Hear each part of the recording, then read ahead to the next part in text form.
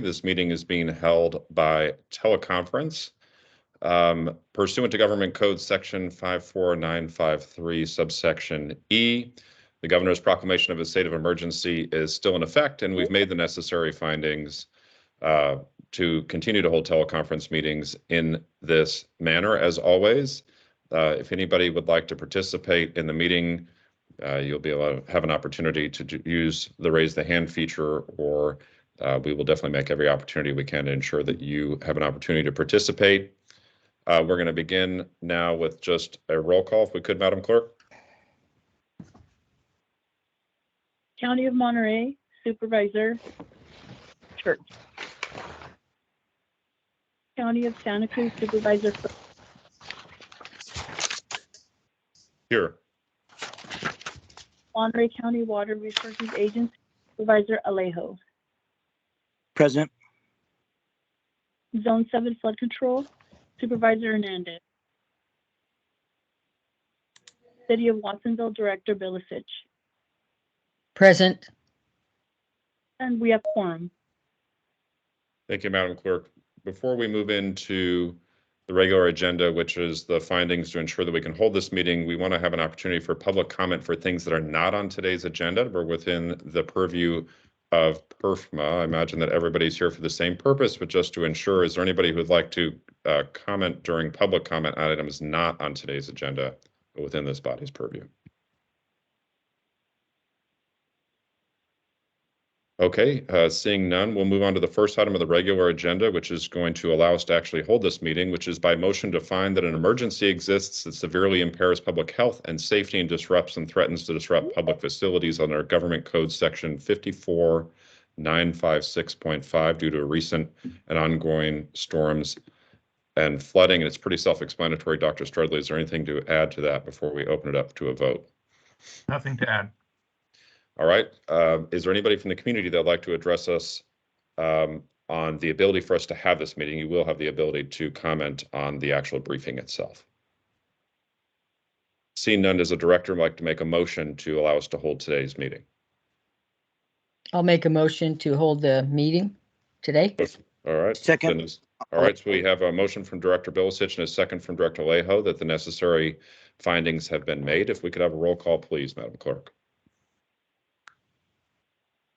Motion made by Director Bilicich, seconded by Supervisor Alejo, to find that an emergency exists that severely impairs public health and safety and disrupts and threatens to disrupt public facilities under Government Code Section 54956.5 due to recent and ongoing storms and flooding. County of Monterey Supervisor Church. County of Santa Cruz Supervisor Friend. Aye. Monterey County Water Resources Agency, Supervisor Alejo. Aye. Zone 7 Flood Control, Supervisor Hernandez. City of Watsonville, Director Bilicich. Aye. Motion passes unanimously. Thank you, Madam Clerk. We'll move on to the main item, which is item number 5, which is an information item on the December 31st storm system and the forecast for the coming couple of days storm system. I'd just like to point out that we have a number of folks from both counties in the city of Watsonville on. I know that Dr. Strudley will lead this, but we do have those that are running the EOC for the county of Santa Cruz. I saw some of the leadership for the EOC, the county of Monterey, and obviously some Watsonville city leadership.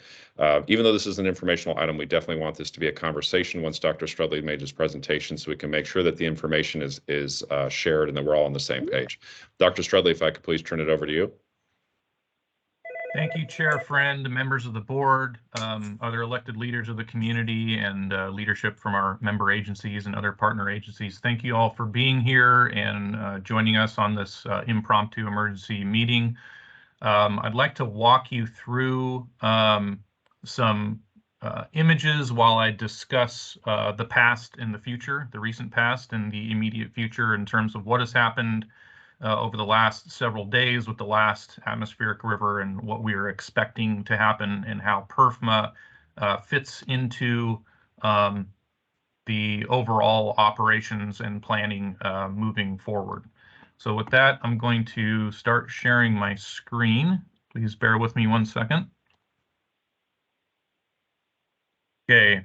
Anna, can you confirm that my screen is being shared? Yes, it is. Okay.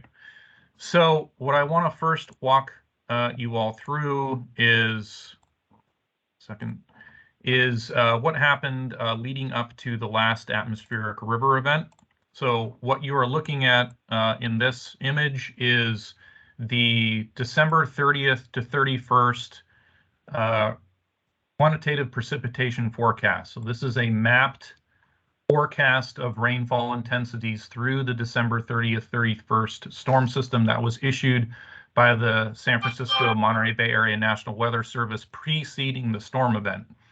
And what you can see for the Santa Cruz Mountains is this orange bullseye representing a forecast for the storm total of somewhere between 3 and 4 inches based on that coloring.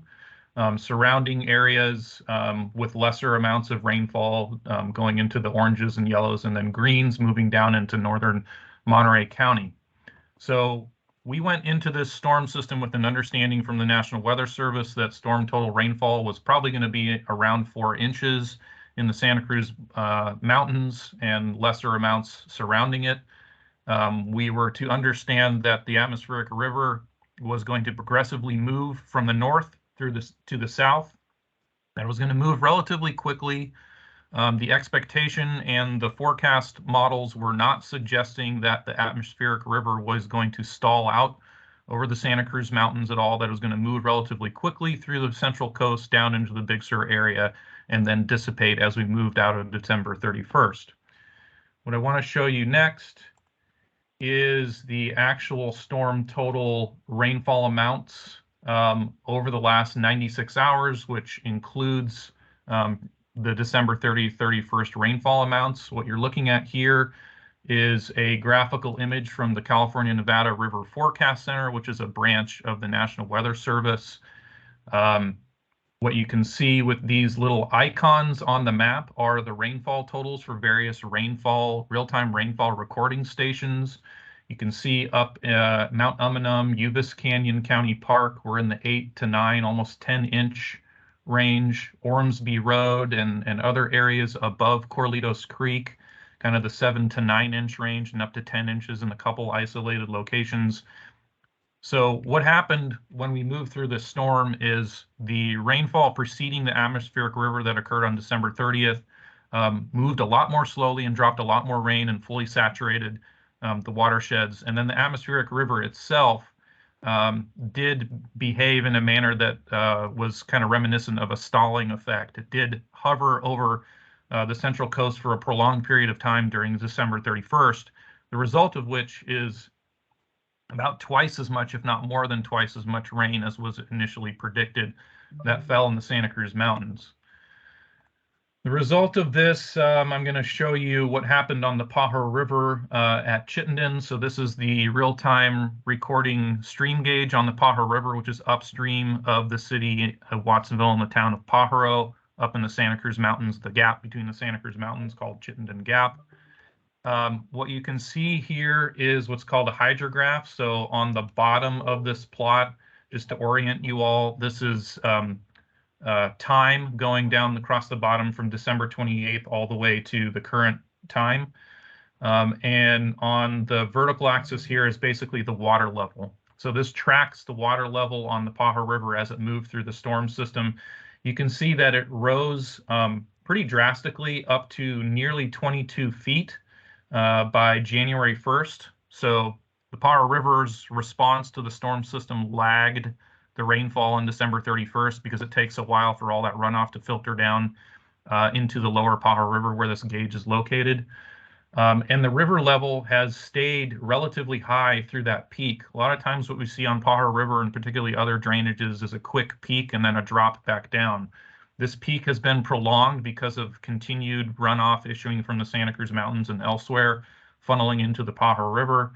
And as we have moved towards the current day, we're still hovering at around 13 feet stage. For all of your reference, these yellow and orange and red lines above the actual river level are what are called action stages and flood stages. So these are various types of warning levels for the river level. The action stage on the Pajaro River at Chittenden is this yellow line. It's 25 feet. So we did not reach action stage, nor did we reach flood stage, which is 32 feet. So keep that in mind. I also wanted to share with you what happened on Corralitos Creek, which is of more import related to the December 31st storm. Again, this is a hydrograph for the Corralitos Creek at Freedom USGS River Gauge, which is at the Green Valley Road Bridge in Watsonville. So it's upstream of the flooding area that happened in the Bay Village area, which I'll talk about shortly. You can see the river level rise very quickly as we moved through the first part of the storm. So this first rise to nearly flood stage, 11.44 feet, was the overnight rain, the result of the overnight rain preceding the atmospheric river as we moved into the December 31st storm. And then this peak that goes well above flood stage and nearly to record levels of 16.19 feet was the response from the atmospheric river itself as it cruised through the area on December 31st. The result of this, which I'll share with you here, was widespread flooding throughout much of the city of Watsonville along Bridge Street in the Pajaro Bay Village area. And I want to give you a little bit of a blow-by-blow about what happened there. So I'm going to just share with you just Google Maps, and we'll walk through what happened here. So just to orient you all, up here we're near the Freedom Meat Locker. This is the Green Valley Road crossing on Corralitos Creek. Corralitos Creek progresses through kind of the top half of the image and then winds around south, eventually connecting to the Pajaro River as it wraps its way around the city of Watsonville. Corralitos Creek broke out of its banks in this section between the Green Valley Road and East Lake Avenue, or Highway 152, which is this yellow shaded line that goes roughly north-south through the middle of the image. This stretch of Corralitos Creek is unlevied. There are unlevied in terms of Army Corps or any officially maintained levees. There are some small levees in a few locations, and I'd rather call them berms rather than levees. They're very small, they're privately maintained, they're not well compacted, they don't really serve too well as levees. The creek broke out in two locations. It broke out both on the north side of the creek as well as the south side of the creek, in mostly the same location. Right in this area where it says Meadows Manor Mobile Home Park, this road right here is Atkinson Lane, and basically the breakout occurred on both sides of the creek immediately downstream of this Atkinson Lane area.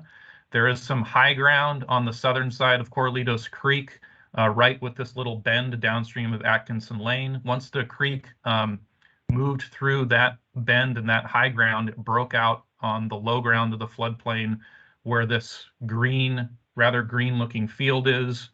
The result on the north bank was that water broke out at basically the same location on the creek. It flooded Houlihan Road. It flooded Orchard Park neighborhood, which, if you can all see my cursor, is this little neighborhood right here.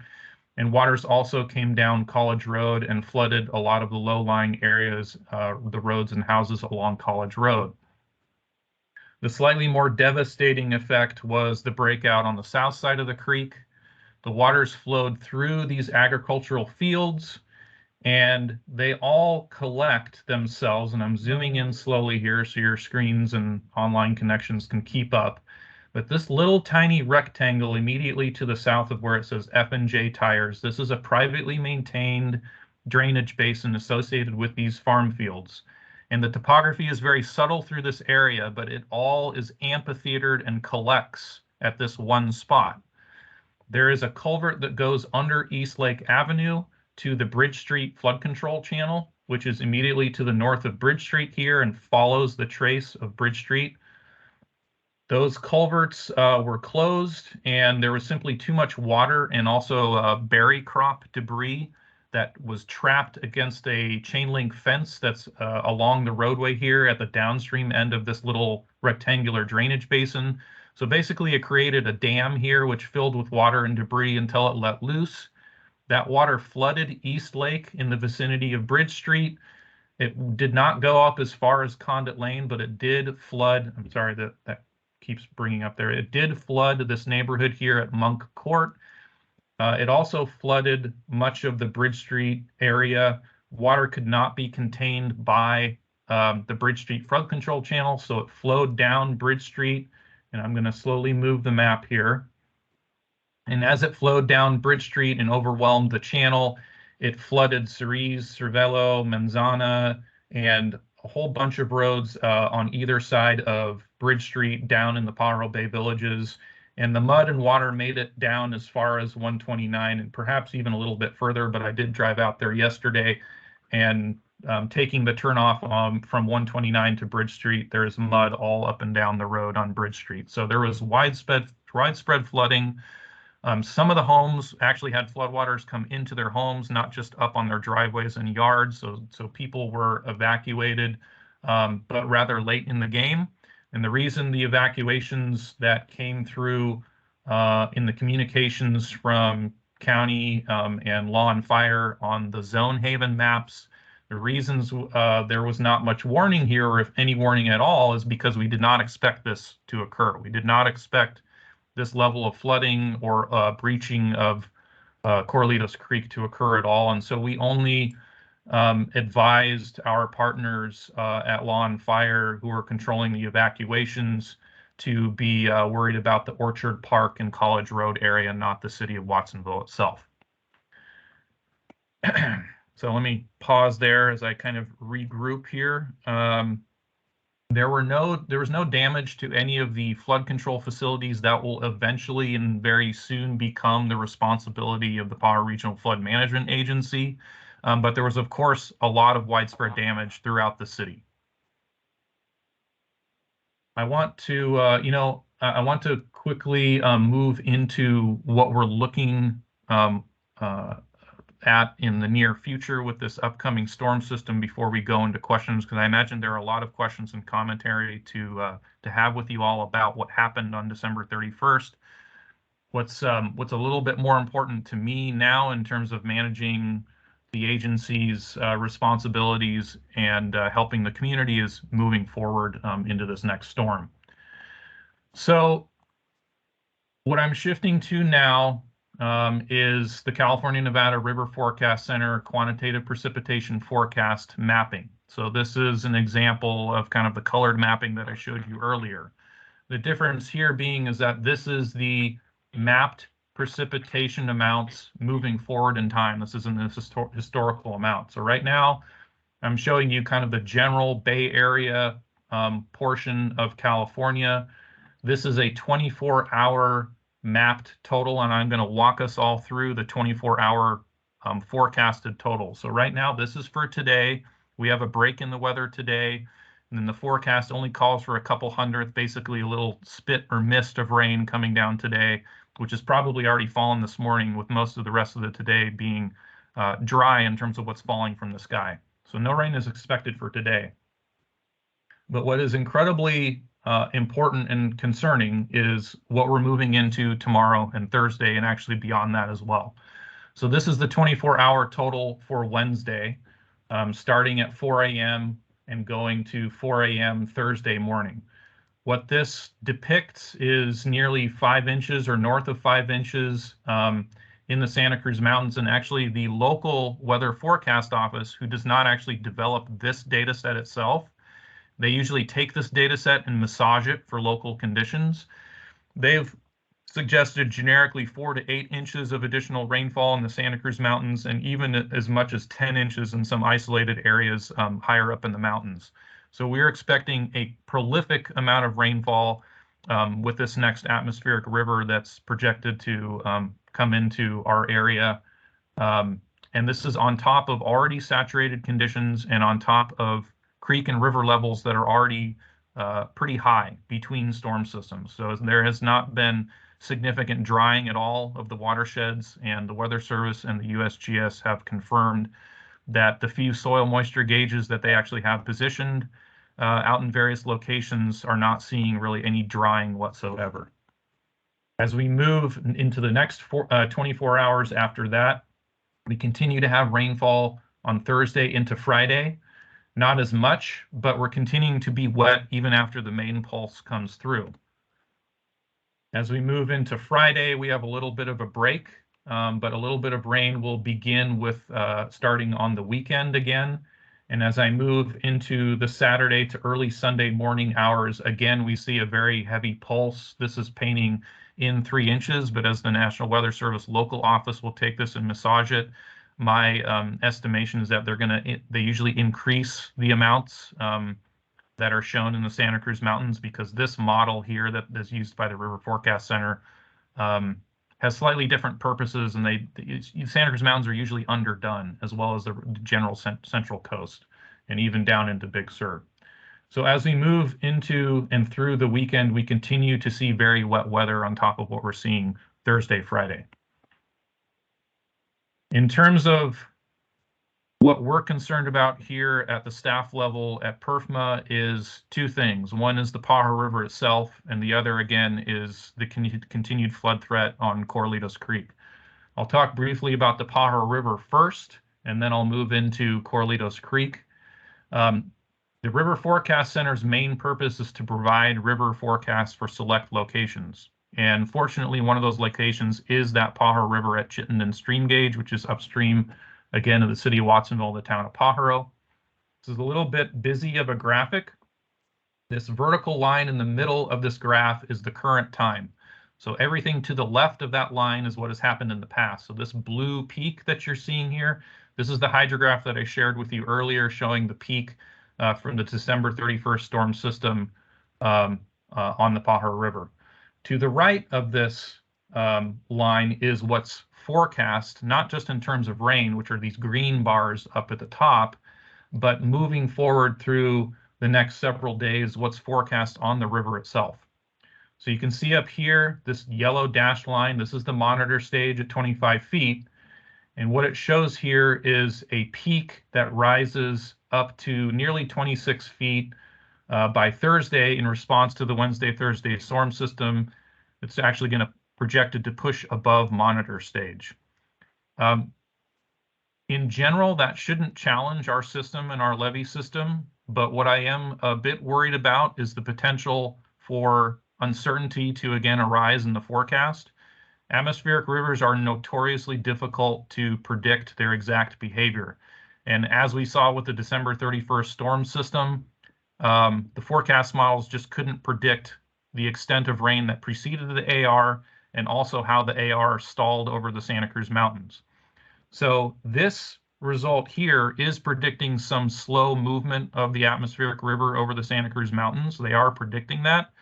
But if it moves even slower or stalls and sits there, which I've seen it done in the past, not December 31st, but I've seen it do it in the past, there is a low probability that this forecast here is underdone as well. So we are working collectively with the Monterey County Water Resource Agency to position some flood mitigation devices, basically the modern equivalent of sandbags, at certain locations on the levee system that are lower than others, mainly on the Monterey County side, to prevent any potential overflow at those lowest spots should the forecast not resolve in what we see here, which is just a hint above monitor stage, but start to go close to flood stage. On Corralitos Creek, there's no river forecast for Corralitos Creek, so our monitoring responsibilities will simply be watching the river gauge at the Green Valley Road location and trying to get ahead of what we think is going to happen there. I fully anticipate that we will have flooding much like we did on December 31st, if not worse. The projection is, again, that we're going to have more rain with this storm on top of increasingly saturated conditions, as well as elevated base flow amounts flowing through the creek itself. I've been out in the field with the city of Watsonville, with Caltrans in that location, trying to develop as many mitigation tactics as we possibly can to prevent that flooding. But there's simply going to be an excessive amount of water coming out of Corralitos Creek, so I fully expect there to be a lot of water coming down. It is unclear at this point whether that now those gates on the culverts going under East Lake being open are going to be able to meter all of that runoff beneath East Lake Avenue into the Bridge Street channel or not. So in anticipation of the worst happening, as our role in trying to develop messaging and assist as subject matter experts in the emergency planning process, we have been advising Law and Fire that this is a prime candidate for evacuation, for large evacuations through the areas that were flooded previously. So that messaging has started to come out through various avenues, including our own Nextdoor account, the agency's Nextdoor account.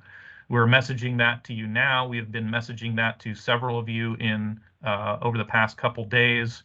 And I understand that Law and Fire will be issuing those kind of soft evacuation notices over the next day, and they're going to move into hard mandatory evacuations, as I understand it, moving into Wednesday. There's not a hydrologic trigger that we're working with here in terms of our advice to the emergency management agencies. Our advice is to get people out of there early and to give them time enough, particularly during daylight hours, to evacuate safely. In terms of our preparations, in addition to positioning the flood mitigation on the levee system itself, the drainage crews of the Zone 7 Flood Control District have prepared 2 flood fighting rigs for patrolling with sandbags and visqueen and other equipment. They will be working on 12-hour patrol shifts on the Santa Cruz County side, potentially shifting to 24-hour shifts if necessary. I understand it from Monterey County Water Resources that they will be patrolling the levee as well on their typical patrol schedule. As I've said, there has been coordination and preparations between our agency, the City of Watsonville, and Zone 7 in terms of cleaning up blockages, down trees in the creeks, in Corralitos Creek and elsewhere, and trying to prep the larger system for as much runoff and conveyance as we possibly can. Like I said, the City of Watsonville has opened the gate valves on that very small drainage basin along East Lake Avenue. And we continue to coordinate very closely with the City of Watsonville and with Monterey County Water Resource Agency and Monterey County Public Works on all of this. I've discussed a little bit of the evacuations, but that's largely not our purview or responsibility and out of our control, although we continue to advise and participate in meetings with Law and Fire and both EOCs as necessary to provide them with as much up-to-date information as we possibly can from our own expertise. And I want to make a note about messaging here because it's been one of the more critical aspects of what has happened on December 31st and as we move into this next storm system. We are a small agency and we are still building out our capabilities. And as many of you know, we only have 1 staff at this point. So we have very limited capabilities in terms of messaging. But what we have been doing is trying to pre-position as much preemptive messaging and cautionary messaging as we possibly can to help out our partner agencies. We have been sending those messages for usage to both county agencies, Law and Fire, etc. And we've also been pushing that messaging out to our Nextdoor account, which is the only social media account we currently have.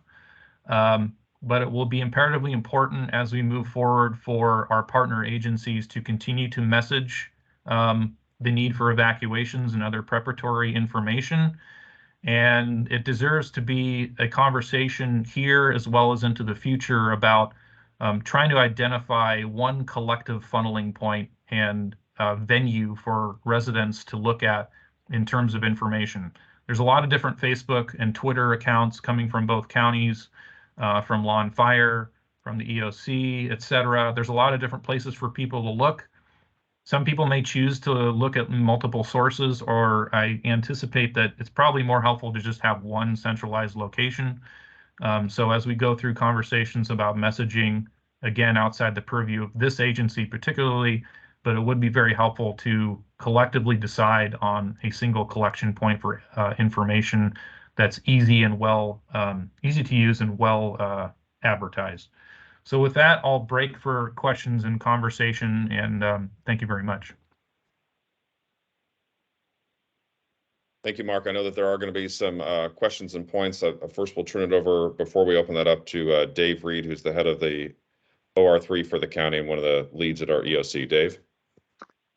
Good morning, everybody. I just wanted to make sure, and I apologize, I was multitasking.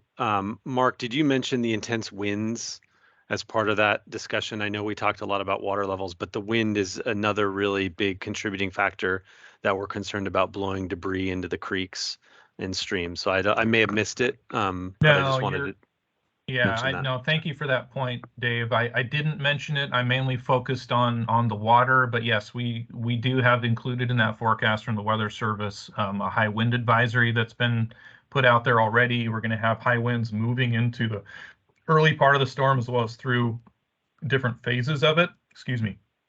It is going to introduce more debris to the channels through the storm drains themselves, and also probably more down trees in the creeks themselves.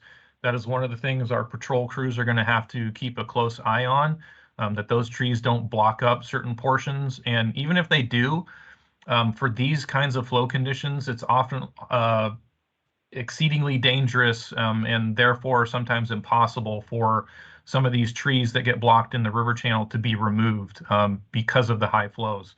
We did have some trees that were in Salsapuedes Creek downstream of the 152 bridge, about halfway between 152 and 129, that simply could not be removed during the high water of December 31st because it was impossible to do it and it was unsafe. Those trees have been removed now and moved to higher ground so that they don't cause any blockage issues. But during the heat of the moment, it can be very dangerous to deal with trees and other things in the river.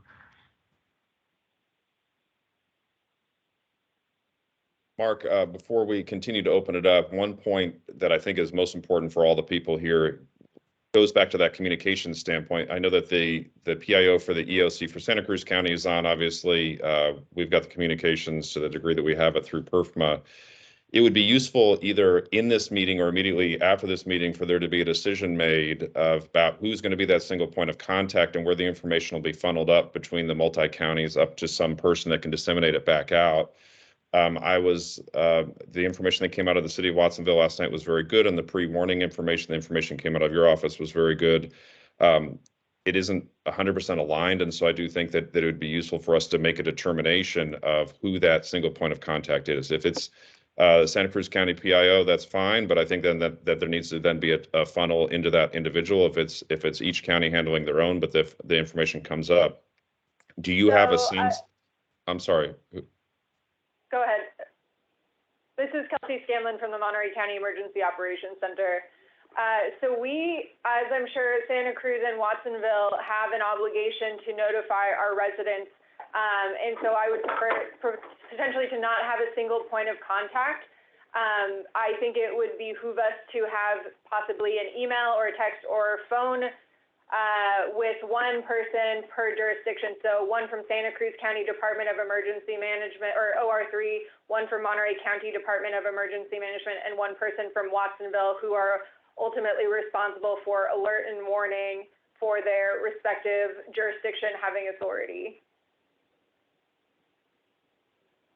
Kelly, that's fine with me. I mean, as chair of this multi-county agency, I just want the information to be consistent. I want to be ensured that it gets out, and I want to make sure that we're all on the same page and receiving that same information. So that structure works for me, but I mean, none of us want to learn after evacuation orders have already happened that it was done by an individual agency, for example. So if you're comfortable with that multi-point of contact, perhaps immediately after this meeting, then those multiple entities that you just mentioned should get together, and that information should be shared back to that group of who those contacts are. Understood. I believe we have a call at 11 to discuss just that, so we can identify the 3 points of contact and send it to you.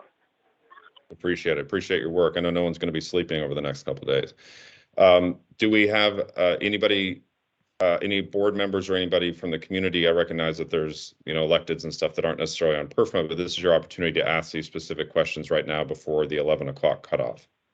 Yeah, Zach, I would just ask Mark. It was great information. He sent out yesterday morning, and we posted that on social media. But if I know you're short-staffed, Mark, but if there's a way to also translated into Spanish, that would be helpful for a lot of residents who need Yes. that info in their primary language. Thank you.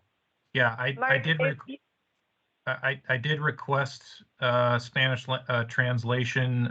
Just over the holidays, it's been hard to nail down our subconsultant with the translation, but in the Mark? event that yes. Go ahead and send us any requests for translation. We have multiple people who can translate into Spanish, and they're waiting for work. So you can Okay. email me at scanlonk@co.monterey.ca.us. The notice that I already sent to you yesterday, if you want to translate that, that would be fantastic.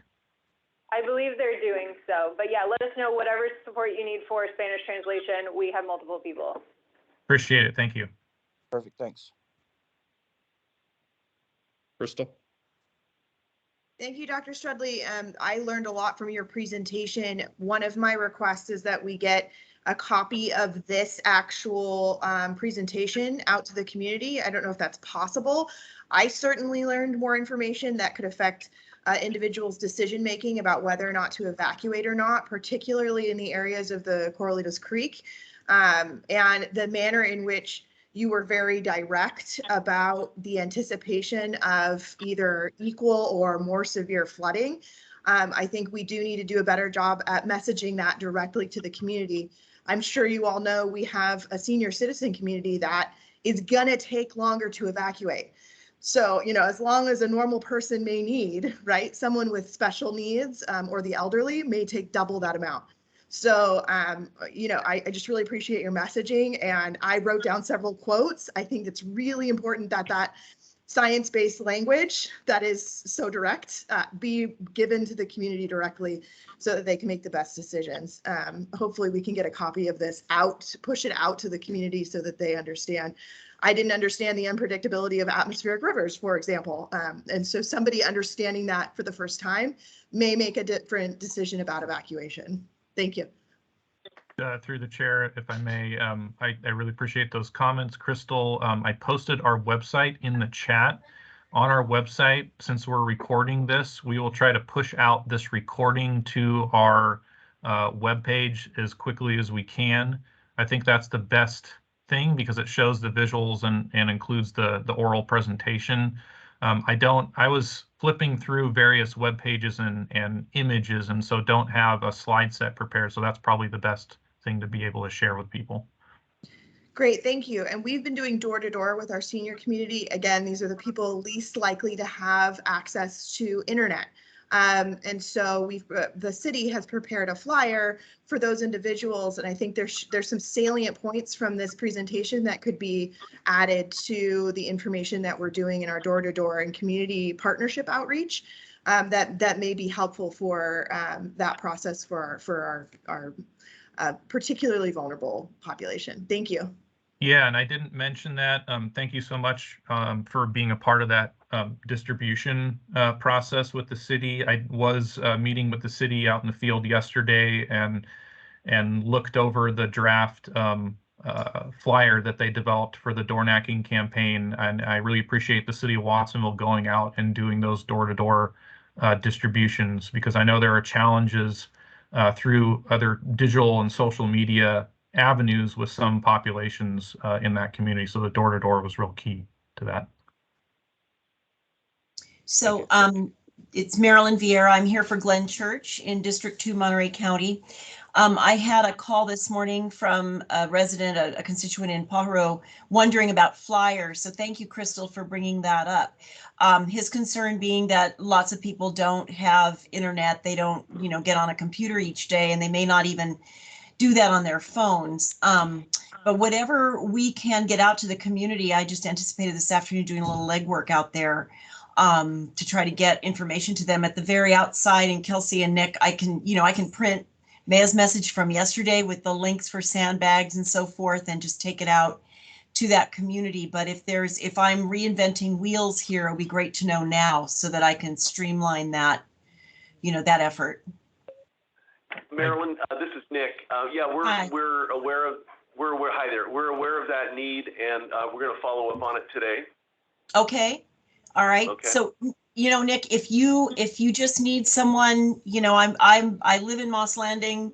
I'm working in Castroville today. I can get to Salinas to you guys on Natividad and do that, like I say, that legwork to drop, print material off. I think it would be Great. And Marilyn, this is Yeah, go ahead. Malfino as well. Daniel Gonzalez with DEM should be calling you in a few minutes. He's out in Bahar right now, meeting with Sister Okay. Rosa to talk about these issues Okay. as well. So he's got Okay. your contact. He's calling you. okay. Thank you. Thanks, Marilyn. Yep. Thank Thank you, Marilyn. Ari?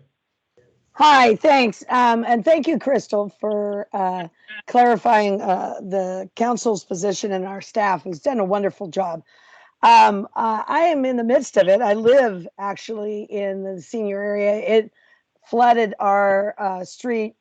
My mom and dad have been here for 35 plus years. And so we've never seen it this bad. So understanding exactly what Mark brought forth in the presentation was huge, because before all these wonderful improvements that we made here in Watsonville were around, it flooded all the time, but it never flooded like it's flooded on New Year's Eve and on New Year's.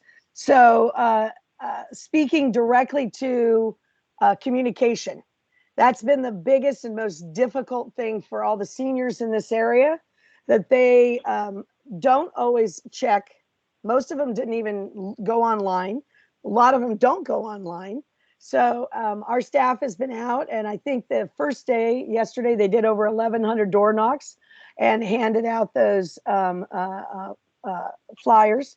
But that's the most important point about the evacuation. I've been out there talking to everybody, and I said, I'm preparing my mom, who's going to be 100, to evacuate. We're leaving Wednesday during the day, and we're moving to set up the house, do as much as we can.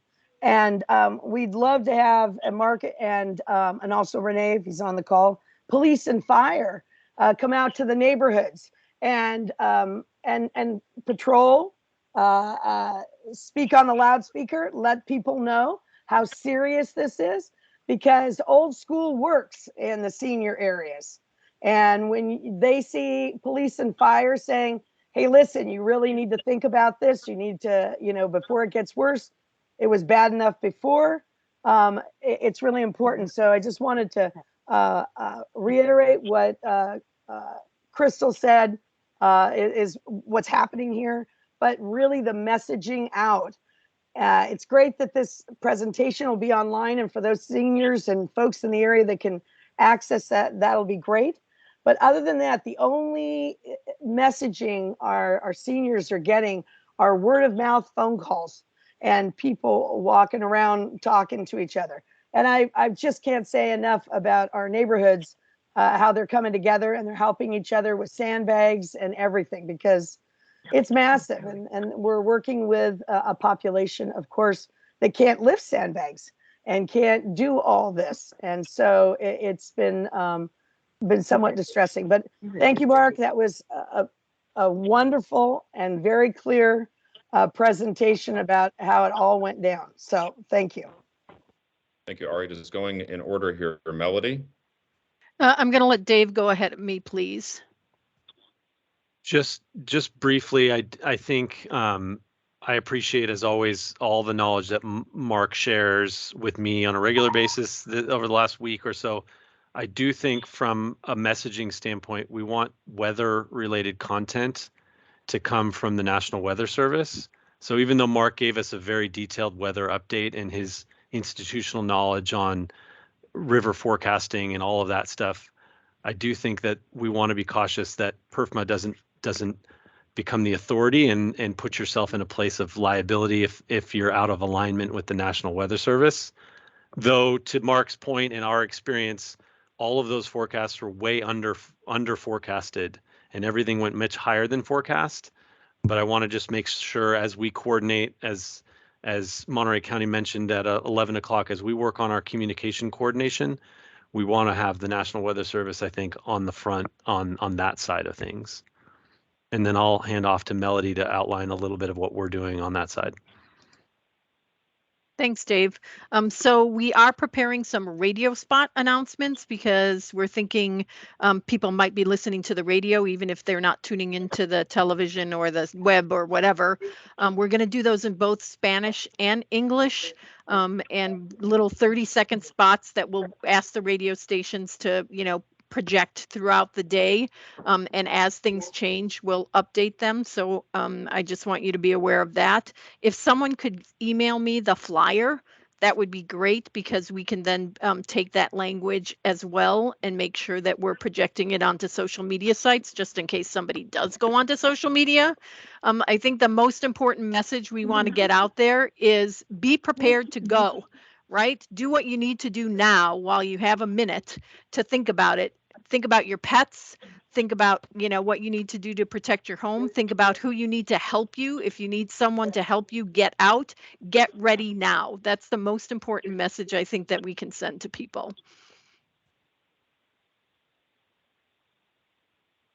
Felipe? Yes, thank you, Melody, and thank you, Mayor Parker. I just want to echo the same comments that you guys have, and really, I think the same comments apply to the unincorporated areas that are under the flood zone in College, Interlaken, Houlihan areas. I think that a lot of folks, it's sketchy internet access to begin with over there. So, I think some of the old school stuff like the flyers, we should probably make an applicable flyer with county information for that area that we could distribute this afternoon, or later this afternoon. If the sheriff can go out there too with the loudspeaker, that would be great in that area. It's a small concentrated area. It's doable. But letting them know of the resources too that the county has, like the Salsipuedes, and I don't know if the fairgrounds is still going on, but all the county resources as well. I know a lot of county folks were going into the city areas like Ramsey Park for sandbags, and they didn't know of the resources that they had at Salsi and the different fire departments. But if we can, put that information on the flyer as well, that'd be great. Thank you. Damana did put the flyer in the chat, by the way, and she made a request not to post on social media, but it is there. We'll carry that over into our discussion at 11. Nancy? Yes, I'd like to say I agree with Artie. Communication is the real key. And our community, you can see that people did not get the message. And I think that if we had one central thing, like Mark was saying, I think that would be good. I don't know how you're going to handle it, but communication, honestly, is the real key thing. I know people have gone out with flyers. I've heard people say they've gotten the flyers. People already have notice to leave. I got a notice on the phone last night too. Prepare to leave, get ready to leave. So things are much better in that regard. I'm concerned that if that creek goes over, and we know it will, because it doesn't sound like it has much levees at all, and now that drain is open, that's great. So that's supposed to go down that culvert, right, Mark? And the culvert goes where? Where does it end? The culvert goes into that Bridge Street channel, which filters its way down along Bridge Street all the way to a pumping station. To the pumping station, okay. And the pumping stations are working right now, from what I understand. And so we have blockages. So maybe we could not have flooding. It's possible. Things are in place that weren't in place before. I won't speak on behalf of the city in terms of the pump stations. It's unclear right now how much water we're actually going to have and if the pump stations will be able to keep up. Of course, our hope is that the pump stations will be able to keep up. The problem that we faced collectively in that December 31st storm as well is the debris that is accompanying the water blocks up the inlets to the pump stations. And so clearing the trash and debris from the pump stations is a big headache in and of itself and can limit the effectiveness of the pump stations. So that is something that I anticipate maintenance crews at the city and elsewhere are going to continue to grapple with through this storm. You also mentioned, just a quick jump in. I'm sorry, is there somebody from the city that Tamara or Renee who can specifically speak to that right now about our pump stations? Our pump stations for the city of Watsonville, they have all gone through, after the storm, all pumps were checked again and they're ready to go. They're all operational. They were operational during our first event. They were all working and we had operators manually operating all our pumps during the event. All 10 pumps along the system were on and working. And they're all being tuned up and cleaned, and maintenance have been performed on them, and they're ready to go. In addition, we connected with contractors that have actually rented additional equipment and pump equipment that will be available for our collections team. Jackie, did you have something to add to that as well, I believe? I sure did. Thank you so much, Chair. It's critical for my council and executive leadership.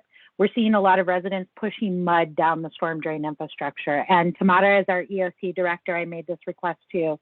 That's the biggest thing right now. Please do not push more sediment into the storm drains, because those storm drains go straight to the storm pump stations. So leave it on the road. Our teams are going through today, as Tamara said, and they're cleaning it up with dump trucks. So if they leave the sediment just in the curb and gutter, we have field services and water services and collection system out today to manage that. Thank you so much, Chair. Thank you, Jackie. I know we have just a couple minutes left before I know that we need to have most of these people go to a different briefing. Is there any other questions? I want to make sure everybody feels that they have their questions addressed. No, Zach, I just want to emphasize for our Monterey County resources staff, and I know I made the request to our interim CAO, Nick Chulos, but also doing the same preparation and outreach and door-to-door knocking in the Pajaro community for all the same reasons everyone stated. So I just want to emphasize that as much of that could be done today. It will make sure we get the right resources and information to the residents in Pajaro. Thanks. Thank you, Luis. Nancy? Mark, yeah, I just wanted to know, I saw your graph about the Pajaro River. We already know Corralitos Creek, but what about the Pajaro River? It looks like you're concerned about that too. And if that broke, I mean, where would it go? Over where? Pajaro River right now is forecast to go just above monitor stage, but the low probability but high concern issue with Pajaro is that if the forecast is underdone a bit and the AR stalls out, that we could see higher flows in the Pajaro. If we see high flows that challenge the height of the levees, the first spill out point is on the Monterey County side upstream of the town of Pajaro. So the biggest concern there is basically a repeat of 1995. That is the big concern. It's low probability at this point, but we are in placing mitigation measures to combat any chance that would happen. Now, if we get river flows in the Pajaro River that are above the design capacity, that are even above any mitigation measures we can put in there, that's when all bets are off, and it's unclear as to if it would just spill over on the Monterey County side, and it might spill over to Santa Cruz County side as well. But that's a contingency that we can't combat because it's above the design capacity of the whole system in general. Again, very low probability that would happen, but we're trying to prepare for the worst and hope for the best here. And the bridge at 129 in Blackburn, what about that? That's good. It's 32 feet. I think, yeah, 32 feet there. The bridge there is good. The other thing is because we anticipate a lot of the flow to be breaking out of Corralitos Creek upstream of even the Highway 152 bridge, the conveyance capacity downstream between 152 and the confluence is not expected to be challenged. This assumes that we get kind of the same style of runoff out of College Lake. So that's what we're expecting right now. Okay, thank you. Felipe? Sorry if you guys already talked about it. I found out about the meeting late, but what's the update on the declaration for state of emergency for what's happening? Well, just briefly, Felipe, for the county goes, they're doing the final assessment of the best estimates of the damages. They're going to probably declare the next day or two, and we will ratify as the Board of Supervisors on the 10th. Renee, do you want to speak to the city of Watsonville's? Yeah, thank you, Supervisor. We're coordinating with the county, so we will be following suit, proclaiming today, and then we're going to ratify with the council next week, either Monday or Tuesday. Supervisor Friend, we're doing the same thing in Monterey County. We will have our board ratify a proclamation on Tuesday, the 10th. Thank you. Appreciate it. Nicole, did you have something to add to that? I saw you raise your hand real quick. Yeah, no, I was just going to give the declaration update that we should be ratifying either by the end of today or tomorrow. Thank you, Nicole. Good question, Felipe. All right, we're at time. This was exceptionally helpful. I look forward to receiving that information about where the communication channels will be, and just know that we have large networks. The electeds have large networks. We want to get that information out to our constituents. We are turned to first, so to the degree that we can be on the same message would be ideal. Thank you, Mark. Thank you, team. We appreciate it. Thank you, everyone. Thank you, Chair. Thanks, Mark.